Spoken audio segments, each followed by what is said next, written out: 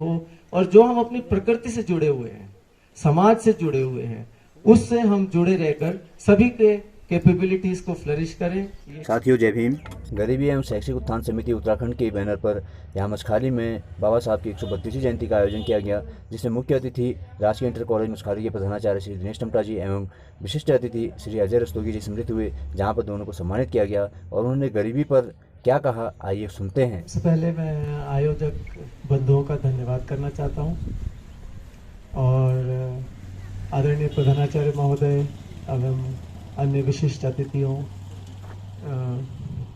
का संबोधन करता हूँ। और आप लोग जब मेरे गांव के जितने भी यहाँ पे उपस्थित माएँ बहनें भाई जितने भी लोग हैं, सबका अभिनंदन करता हूँ। मैं एक वो फोटो देख रहा था जिसमें कि बाबा साहब के साथ एक 5वीं फोटोग्राफ भी है। आप में से कितने लोग समझ रहे हैं कि वो फोटो किसका है? बच्चे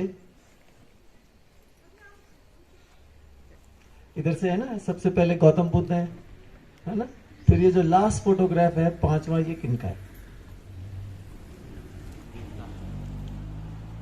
तो मैं ऐसा करता हूं कि इन्हीं के बारे में थोड़ा बता दें, है ना। अब बाबा साहब के साथ में खड़े हैं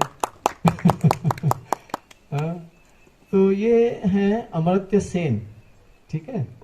और इनको इकोनॉमिक्स मतलब अर्थशास्त्र में इन्होंने जो काम किया, तो बाबा साहब का जो आज़ादी का जो कॉन्स्टिट्यूशन, जब देश आज़ाद हो रहा था, तो वो जो कॉन्स्टिट्यूशन लिख रहे थे, तो उसका आज़ादी का क्या अर्थ था उनका? किस चीज़ से आज़ादी? एक तो ठीक है अंग्रेजों भारत छोड़ो, वो तो हो ही गया था। फिर संविधान में किस चीज़ की आज़ादी की बात थी? संविधान में इस चीज़ की आज़ादी की बात थी कि जो भी हम लोगों को मूलभूत जो हमारे अधिकार हैं मानव जीवन में, वो उसकी सबको एक समानता का अधिकार होना चाहिए, उसी की आज़ादी। तो अब वो तो 1948 की बात है, 47 में देश आज़ाद हुआ ना, फिर 48-49 में उन लोगों ने बैठ के कॉन्स्टिट्यूशन लिखा, है ना। फिर 50 में वो कॉन्स्टिट्यूशन पारित हुआ।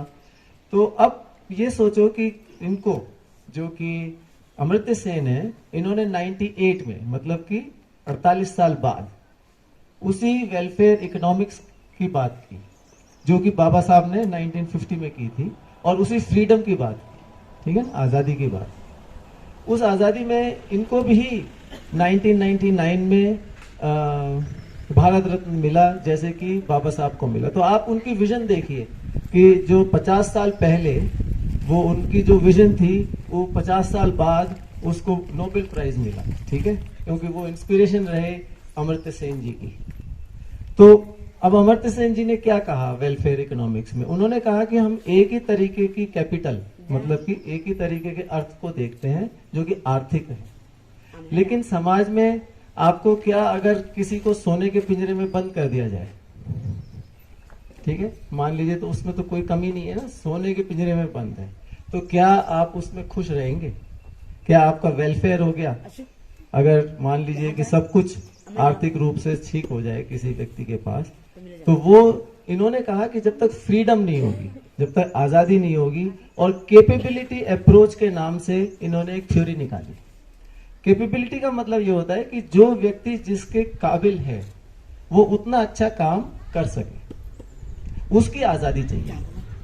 अगर कोई इतना अच्छे आर्ट बनाता है जैसे मोनिका ने बनाई, तो उसको आर्ट में आगे जाने की आजादी होनी चाहिए, उसके लिए भी सुविधाएं होनी चाहिए। समझ रहे हैं ना आप कि कैपेबिलिटी का क्या अर्थ है? कोई व्यक्ति अगर स्पोर्ट्स में बहुत अच्छा है, तो उसको स्पोर्ट्स की फैसिलिटीज होनी चाहिए, उसको रुकावट ना आए आर्थिक की वजह से, इंफ्रास्ट्रक्चर की वजह से, गांव में रहने की वजह से। एक अवसर की समानता होनी चाहिए। अवसर की समानता समझ रहे हैं? अपॉर्चुनिटीज की।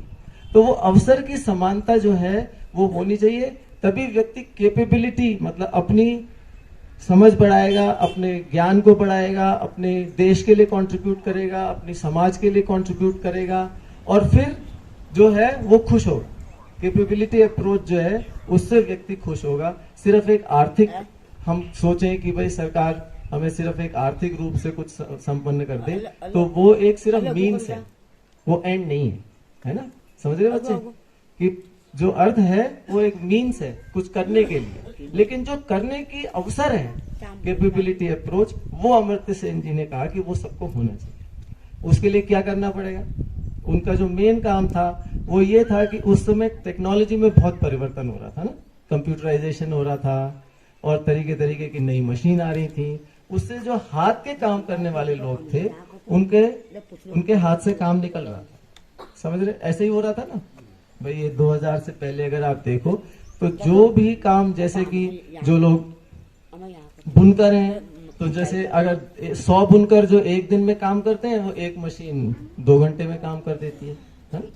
जो लोग कुछ और काम करते हैं, एक मशीन, हम लोग जब छोटे थे रेलवे का रिजर्वेशन की टिकट लेने के लिए 3 घंटे लाइन में लगते थे, कहीं जाना होता था। अब जो है आप इंटरनेट से तुरंत कर लेते हैं। तो वो सब जो लॉस ऑफ एम्प्लॉयमेंट है ना बेटा, भाई वो सब चीजें। तो उन्होंने कहा कि जब हम प्रोडक्टिविटी समाज की बढ़ा रहे हैं, मतलब कोई कंपनी है और उसने मशीन लगा ली और जो कि लोग पहले जितना काम करते थे वो अब दुगना काम कर रहे हैं उस मशीन के ऊपर, तो उसके हिसाब से भी उनकी कैपेबिलिटीज को खत्म नहीं करना चाहिए। तो वेलफेयर इकोनॉमिक्स का मतलब ये है कि जो लोगों के पास जो शिक्षा है, जो जिससे वो, और जो उनके पास स्किल है, उस स्किल को वो कैसे आगे चला सकते हैं जिससे कि उनकी अपनी फ्रीडम का एहसास हो कि मैं फ्री हूं अपना काम करने के लिए। तो ये एक बहुत बड़ा कंट्रीब्यूशन था अमर्त्य सेन जी का, जो कि बाबा साहब से इंस्पायर्ड था। और इससे ही मुझे ये प्रेरणा मिलती है आप सबको देखते हुए कि जो हमारे पुराने ट्रेडिशंस हैं, चाहे वो लिखाई के हैं, चाहे वो हमारे गायन के हैं, चाहे जो हमारे जो भी ट्रेडिशंस हैं हमारे पुराने, वो हम किसी तरीके से आगे रख सकें, उसमें हम खुशी मिले, उससे हमारी आर्थिक उन्नति भी हो, और जो हम अपनी प्रकृति से जुड़े हुए हैं, समाज से जुड़े हुए हैं, उससे हम जुड़े रहकर सभी के कैपेबिलिटीज को फ्लरिश करें। यही मेरे ख्याल से सबसे बड़ा कंट्रीब्यूशन होगा बाबा साहब को याद करने के लिए आज की। Thank you very much.